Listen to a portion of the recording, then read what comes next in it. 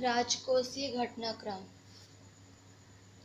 इसका परिचय जानते हैं। वर्ष 2019-2020 में केंद्र सरकार का राजकोषीय घाटा जीडीपी का 3.3% था, जो वर्ष 2018-19 के 3.4% से कम है। वर्ष के पूर्वार्ध में संवृद्धि दर में गिरावट के कारण वर्ष 2019-2020 भारतीय अर्थव्यवस्था के लिए चुनौतीपूर्ण रहा है। सरकार द्वारा अर्थव्यवस्था की संवृद्धि को पुनः बढ़ाने की अनिवार्यता को देखते हुए वर्तमान वर्ष के राजकोषीय घाटे के लक्ष्य को परिवर्तित करना पड़ सकता है। वर्ष 2019-2020 के साथ प्रस्तुत मध्यावधि राजकोषीय नीति विवरण के वर्ष 2019-2020 के लिए राजकोषीय घाटे का लक्ष्य जीडीपी का 3.3% और वर्ष 2020-2021 में जीडीपी के 3% तथा 2021-2022 तक इसी स्तर पर बने रहने की अपेक्षा की गई है। यह भी अनुमानित है कि केंद्र सरकार की देयताएं कम होकर वर्ष 2019-2020 में जीडीपी के 48.0%, वर्ष 2020-2021 एवं 2021-22 में क्रमशः 40.2% तथा 44.4% हो जाएगी। केंद्र सरकार के वित्त साधन प्राप्तियों का रुझान, वर्ष 2019-2020 में केंद्र सरकार की गैर ऋण प्राप्तियों में उच्च दृष्टि को लक्षित किया गया है, जो कि निव्वल कर राजस्व और गैर कर राजस्व में अपेक्षित उच्च वृद्धि से प्रेरित है। केंद्र सरकार की प्राप्तियां, मोटे तौर पर केंद्र सरकार की प्राप्तियों को ऋण और गैर ऋण प्राप्तियों में वृद्धि किया जाता है। गैर ऋण प्राप्तियों में कर राजस्व, गैर कर राजस्व, गैर ऋण पूंजीगत प्राप्तियां जैसे ऋणों की वसूली और निवेश प्राप्तियां शामिल हैं। ऋण प्राप्तियों में अधिकांशतः बाजार से लिया गया उधार और अन्य देयताएं शामिल होती हैं। इन ऋण प्राप्तियों को सरकार भविष्य में चुकाती है। ये थी हमारी केंद्र सरकार की प्राप्तियां। अब नेक्स्ट है वर्ष 2019-2020 के दौरान प्रत्यक्ष करों के लिए किए गए प्रमुख उपाय। उच्च मूल्य लेन देन करने वाले व्यक्तियों के लिए आयकर विवरणी आंकड़ों की ITR की प्रस्तुति को अनिवार्य करना। पैन कार्ड और आधार की अंतर्विनिमयता। अंतर्राष्ट्रीय वित्त सेवा केंद्र IFSC। स्टार्टअप्स, संकटग्रस्त कंपनियों के समाधान और राष्ट्रीय पेंशन प्रणाली NPS के ग्राहकों को प्रोत्साहन प्रदान करना। वर्ष 2019-2020 के दौरान अप्रत्यक्ष करों के लिए किए गए प्रमुख उपाय। सबका विश्वास विरासत विवाद समाधान योजना 2019। यह केंद्रीय उत्पाद शुल्क, सेवा कर और 26 अन्य अप्रत्यक्ष कर नियमों से संबंधित पिछले विवादों का एक ही बार समाधान करने की योजना है। कुछ निश्चित करदाताओं के लिए सभी B2C इनवॉइस के लिए डायनामिक QR कोड वाले इनवॉइस सिस्टम को लागू करने हेतु क्विक रिस्पॉन्स QR कोड का प्रस्ताव। करदाताओं और अन्य संबंधित व्यक्तियों को संबद्ध कार्यालयों द्वारा भेजे गए सभी संचारों के लिए दस्तावेज पहचान संख्या का सृजन और उद्धृत करना।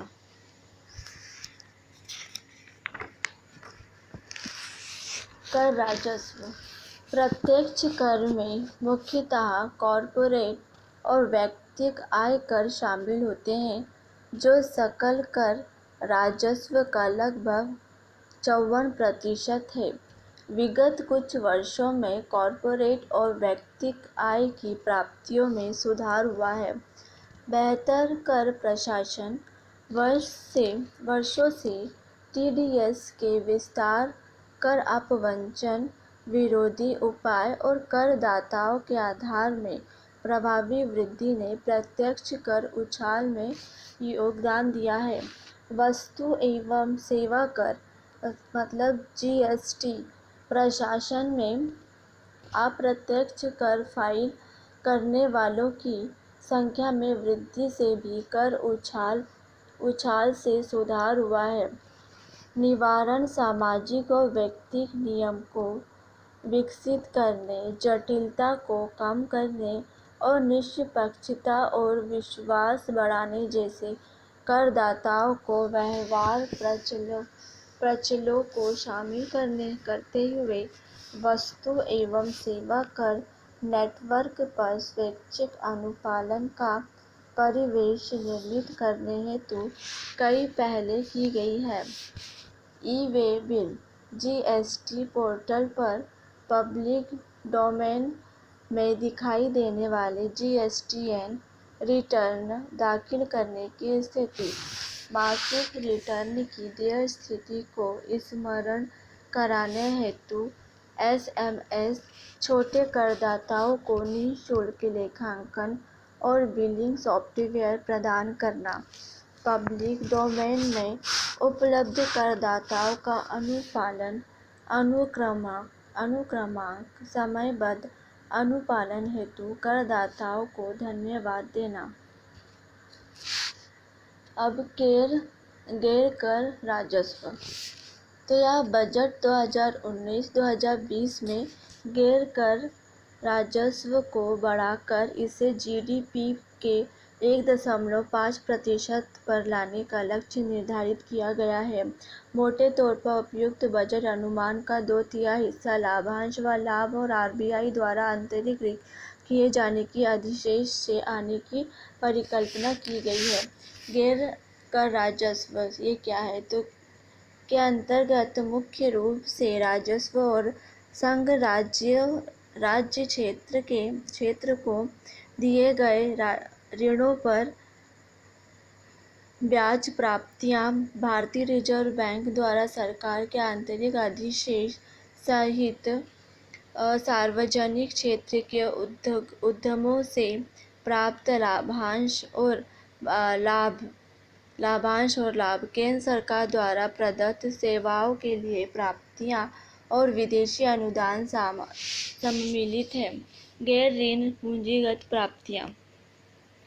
गैर ऋण पूंजीगत प्राप्ति मुख्यतः इसमें ऋणों और अग्रिमों की वसूली तथा विनिवेश प्राप्तियां शामिल है। विगत कुछ वर्षों में गैर ऋण प्राप्तियों के कुछ समूह में गैर ऋण पूंजीगत प्राप्तियों के अंशदान में सुधार हुआ है। विगत वर्षों में ऋणों और अग्रिमों की वसूली से होने वाली प्राप्तियों में कमी आई है। गैर ऋण पूंजीगत प्राप्तियों का प्रमुख घटक विनिवेश प्राप्तियां हैं, जो सरकार के स्वामित्व वाले सार्वजनिक क्षेत्र के उपक्रमों के विनिवेश रणनीतिक बिक्री सहित से प्राप्त होते हैं। सरकार ने वर्ष 2019-2020 के बजट अनुमान बीई के अनुसार विनिवेश से 1.05 लाख करोड़ की प्राप्तियां जुटाने का लक्ष्य रखा है। महत्वपूर्ण सौदे अभी भी विचाराधीन हैं तथा इन प्राप्तियों में और अधिक तेजी आने की संभावना है। व्यय संबंधी रुझान। वर्ष 2019-2020 में केंद्र सरकार के बजटीय व्यय में जीडीपी के 1% बिंदु की बढ़ोतरी की परिकल्पना की गई है। संपूर्ण बढ़ोतरी जीडीपी के प्रतिशत के रूप में पूंजीगत व्यय को अपरिवर्तित करते हुए राजस्व खाते पर की जाएगी। रक्षा सेवाओं, वेतन, पेंशन, ब्याज भुगतान। रक्षा सेवाओं में वेतन, पेंशन, ब्याज भुगतान और प्रमुख सब्सिडियों पर व्यय कुछ व्यय का 60% से अधिक है। बेहतर लक्ष्यीकरण और केंद्रीय क्षेत्रक एवं केंद्रीय प्रायोजित योजनाओं के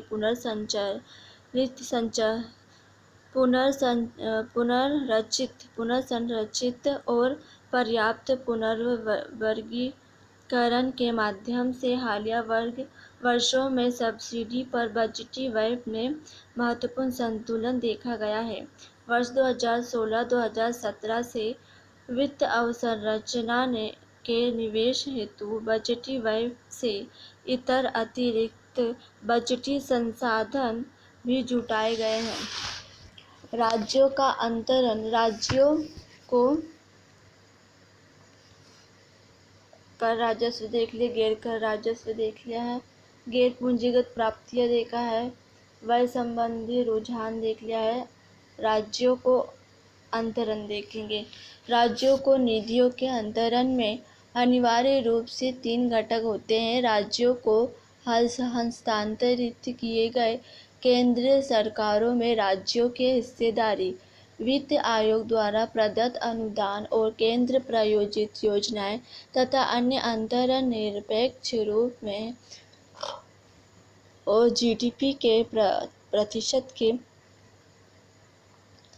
तौर पर दोनों ही रूपों में राज्यों को होने वाले कुल अंतरण में वर्ष 2014-2015 और वर्ष 2018-19 के मध्य वृद्धि हुई है।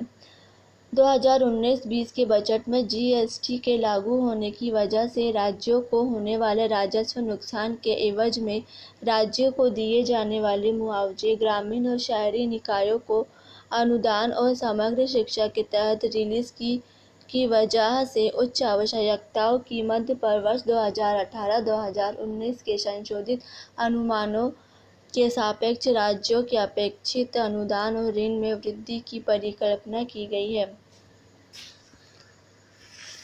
अतिरिक्त बजटीय संसाधन, यह सार्वजनिक क्षेत्र के उद्यमों द्वारा ग्रहण की गई वित्तीय देनदारियां होती है जिसके संपूर्ण मूलधन और ब्याज का भुगतान केंद्र सरकार के बजट से किया जाता है। राजकोषीय घाटे की गणना करते समय इन ईबीआरएस पर ध्यान नहीं दिया जाता है, हालांकि इन्हें सरकारी ऋण की गणना में शामिल किया जाता है। वर्ष 2019-20 बजटीय अनुमान की तुलना में वर्ष 2019-20 नवंबर 2019 तक में राजकोषीय परिणाम।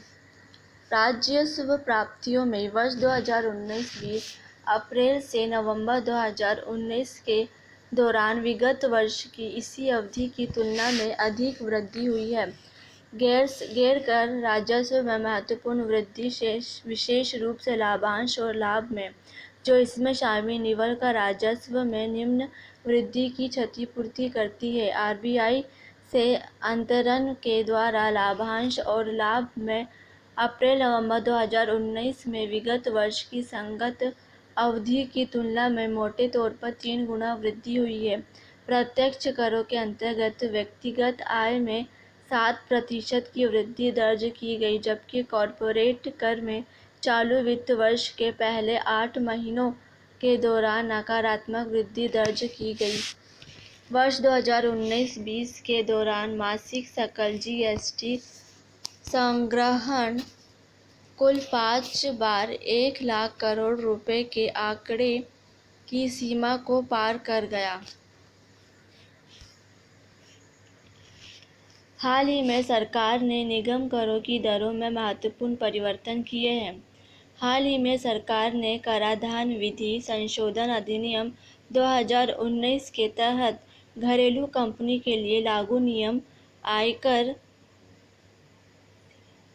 की दर में एक बड़ी कटौती की घोषणा की, जिसके तहत आयकर अधिनियम में दो नई धाराएं 115 BAA और 115 BAB जोड़ी गई। कंपनियों को इस अधिनियम के अधीन प्राप्त कतिपय कटौती और छूटों को त्याग देने के एवज में मौजूदा 34.61% कर के स्थान पर 25.17% कर अधिभार और उपकर सहित चुकाने का विकल्प प्रदान किया गया है।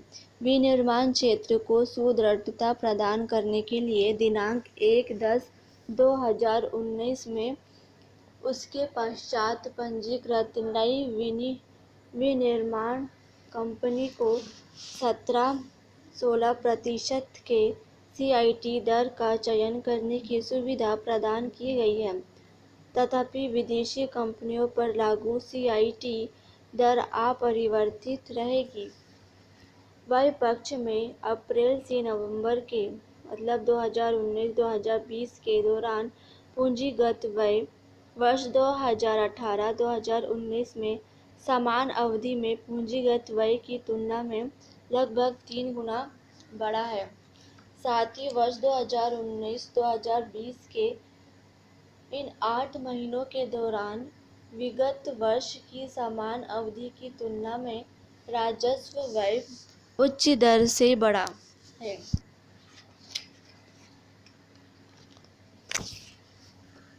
गैर सरकार का ऋण। केंद्र सरकार का ऋण विशेष रूप से FRBM अधिनियम 2003 के लागू होने के पश्चात केंद्र सरकार की कुछ देयताओं में सकल घरेलू उत्पाद के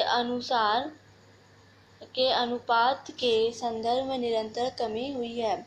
यह राजकोषीय समेकन के प्रयासों के साथ अपेक्षाकृत उच्च GDP संवृद्धि दोनों का परिणाम है। केंद्र सरकार का ऋण रुपये में अवमूल्यन और ब्याज दर जोखिम के कारण विशिष्ट बना हुआ है।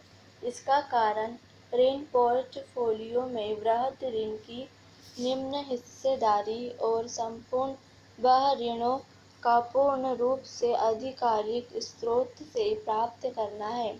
हाल के वर्षों में 5 वर्ष के कम समय में परिपक्व होने वाली प्रतिभूतियों के अनुपात में लगातार गिरावट देखी गई। भारत सरकार की देनांकित प्रतिभूतियों की बकाया राशि की भारित औसत परिपक्वता मार्च 2010 के 9.7 वर्ष से बढ़ाकर मार्च 2014 में 10.4 वर्ष हो गई। यह ब्याज दरों के संदर्भ में बजट के लिए निश्चितता की स्थिति प्रदान करता है। राज्य राजकोषीय सुदृढ़ीकरण की दिशा में आगे बढ़ रहे हैं और उन्होंने अपने राजकोषीय घाटे को FRBM अधिनियम द्वारा नियम लक्ष्यों के अनुरूप रखा है। विगत 4 से 5 वर्षों में राज्यों के राजकोषीय समेकन का मुख्य कारण व्यय मुख्य रूप से पूंजीगत में तेजी से गिरावट रही है। विगत कुछ वर्षों में राज्यों के सकल राजकोषीय घाटे की वित्तीय रचना में भी परिवर्तन हुए हैं। बाजार से उधार के माध्यम से वित्तीय वर्ष 2015-2016 के 61.6% से बढ़कर वर्ष 2018-2019 में संशोधित अनुमानों के अनुसार 73.7% हो गया है। राज्यों के ऋण GDP अनुपात में वर्ष 2014-2015 से निरंतर वृद्धि हो रही है। इसके प्रमुख कारण अग्रलिखित हैं। वर्ष 2015-2016 और 2016-2017 में जारी उदय बॉन्ड, कृषि ऋण की माफी और आयोग की अनुशंसाओं को लागू करना आदि। सरकार केंद्र तथा राज्य से राजकोषीय सुदृढ़ता की दिशा में अग्रसर रहने की अपेक्षा की गई है। केंद्र तथा राज्य दोनों सरकारों का राजकोषीय घाटा वर्ष 2018-2019 में सकल घरेलू उत्पाद के 6.2% से घटकर वर्ष 2018-2019 में सकल घरेलू उत्पाद के 5.9% पर रहने की संभावना है। हालांकि केंद्र और राज्यों की सम्मिलित आय मार्च 2016 के अंत में सकल घरेलू उत्पाद के 68.5% की अपेक्षा मार्च 2019 में बढ़कर 69.8% हो गई। भावी परिदृश्य वर्ष 2020-2021 में राजकोषीय स्तर पर कई चुनौतियां उत्पन्न होने की संभावना है। विश्व स्तर पर कमजोर संवृद्धि दर, बढ़ते व्यापार तनाव के कारण जोखिम में वृद्धि तथा साथ ही संवृद्धि की पुनर्प्राप्ति की दर राजस्व संकलन को प्रभावित करेगी। शिथिल मांग और उपभोक्ता की भावनाओं को बढ़ावा देने के लिए प्रतिचक्रीय राजकोषीय नीति को अपनाकर राजकोषीय गुंजाइश बढ़ानी पड़ सकती है। वर्ष 2019-2020 के पहले 8 महीनों में अप्रत्यक्ष कर संग्रह प्रायः स्थिर रहा है। अतः केंद्र और राज्यों दोनों के राजस्व में उछाल के लिए जीएसटी से प्राप्ति में उछाल आवश्यक होगा। व्यय के पटल पर विशेष रूप से खाद्य सब्सिडियों को युक्तिसंगत बनाना राजकोषीय क्रियाओं के लिए गुंजाइश पैदा करने में सहायक हो सकता है। 15वें वित्त आयोग ने अपनी अंतरिम रिपोर्ट दे दी है और कर अंतरण पर इसकी सिफारिशों का केंद्र सरकार के वित्त के लिए गंभीर निहितार्थ हो सकते हैं।